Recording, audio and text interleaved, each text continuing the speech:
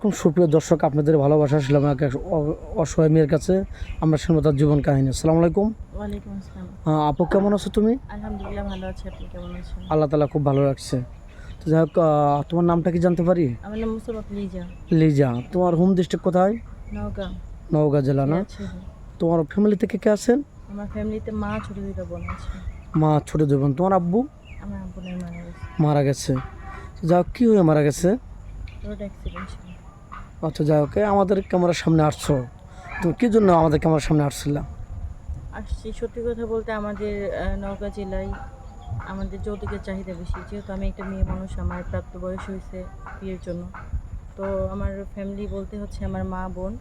আমার মায়ের একটু চিন্তা আমাকে নিয়ে, যে যদি যৌতুক ছাড়াই কেউ আমাকে বিয়ে করে বা আমার দায়িত্ব নিতে চায়, সেটাতে হচ্ছে আমার মায়ের জন্য ভালো, আমার পরিবারের জন্য ভালো। তো সেক্ষেত্রে আমি আপনাদের ক্যামেরার সামনে আসছি, যাতে আমি মনের মতো একটা মানুষ পাই। যাই হোক, তুমি পড়াশোনা কতটুকু করেছো? আমি পড়াশোনা এসেছি পর্যন্ত। তোমার কি আরও পড়াশোনার ইচ্ছা আছে? জি, ইচ্ছে আছে বলতে কি, হ্যাঁ এখন আছে, ছিল বরাবরই, কিন্তু আর্থিক সমস্যার কারণে সেটা আর হয়ে ওঠেনি।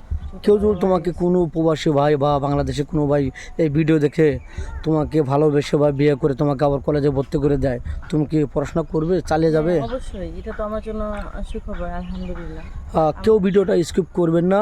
5 মিনিটের মধ্যে কারো জীবন গল্পে শেষ করা যায় না। মেয়েটা এক কথায় গবরে পদ্ম ফুল, খুবই সুন্দর কিউট একটা ভদ্র মেয়ে, মুসলমান, নামাজ কালাম পড়ে, আমাদের দূর সম্পর্কে আত্মীয়। তো যাই হোক, তুমি এত সুন্দর, এত একটা নরম মনের মানুষ, খুবই ভালো মনের মানুষ তুমি। তো তুমি কী ধরনের ছেলে চাচ্ছ? খুব স্মার্ট লাগবে, না সুন্দর লাগবে, না হ্যান্ডসাম লাগবে, কীরকম? স্মার্ট সুন্দর দিয়ে তো আর সব কিছু হয় না। আমি চাচ্ছি যে যথেষ্ট ম্যাচিউর, বলতে কি, যে সংসার বোঝে, হ্যাঁ কীভাবে সংসার করতে হয়, কীভাবে একটা ফ্যামিলি আগলে রাখতে হয়, ভালোবাসতে জানে। এটা এক কথায় ভালো মনের, যার মনে কোনো হিংসা, বিদ্রুপ, অহংকার নেই, এরকম একটা ছেলে। আচ্ছা, সে যদি বিবাহিত হয়, হয়তো তার ওয়াইফ অসুস্থ আছে, সে শারীরিক সুখ পাচ্ছে না বা কোনো শান্তি পাচ্ছে না, আর একটা ওয়াইফ তার দরকার, সে চালাতে পারবে, যথেষ্ট টাকা তাহলে তো পয়সা আছে। ভালো কথা, তাহলে আমার আপত্তি থাকার কথা নেই, কারণ সে যদি চালাইতে পারে, দুইজনের দায়িত্ব নিতে পারে, তাহলে আমার কি সমস্যা? ও, তাহলে তোমার কোনো আপত্তি নেই। আমাকে সাপোর্ট করতে হবে, আমার পাশে থাকতে হবে। ও, যাই হোক,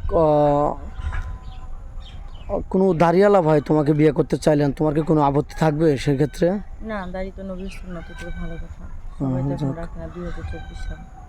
আচ্ছা, তোমার ভালো ফ্যামিলিতে বিয়ে হলো, তুমি তোমার স্বামীকে নিয়ে কোথায় ঘুরতে যাবে? দেখেন, সেভাবে তো কোথাও ঘোরা হয়নি, তবে সে যেখানে নিয়ে যাবে সেখানেই যাব। যাক, স্ক্রিপ্টটা বাড়াতে চাচ্ছি না। মেয়েটা খুবই ভালো, আমার দূর সম্পর্ক আত্মীয় হয়, আমি ছোটোবেলা থেকে মেয়েটাকে চিনি, আশা করি ঠকবেন না। যাই হোক, মেয়েটা খুবই ইচ্ছা ছিল পড়াশোনা করে কিছু একটা করবে, কিন্তু তার হয়ে উঠতে পারেনি, তার টাকা পয়সা নেই বলে। তো যাই হোক, তোমার নাম্বারটা স্ক্রিনে দিয়ে দাও, যেহেতু দেশ প্রবাস থেকে মানুষ দেখছে ভিডিওটা। বলতে আমার তো ফোন নাই। মেয়েটার ফোন নেই, আমাদের নাম্বার দেওয়া থাকবে, কেউ ভিডিও কল দেবেন না, মানে ইউটিউব চ্যানেল কর্তৃপক্ষের নাম্বার দেওয়া থাকবে, কেউ ভিডিও কল দেবেন না, অডিও কল দেবেন। ভিডিও কল দিলে ব্লক করতে বাধ্য হব।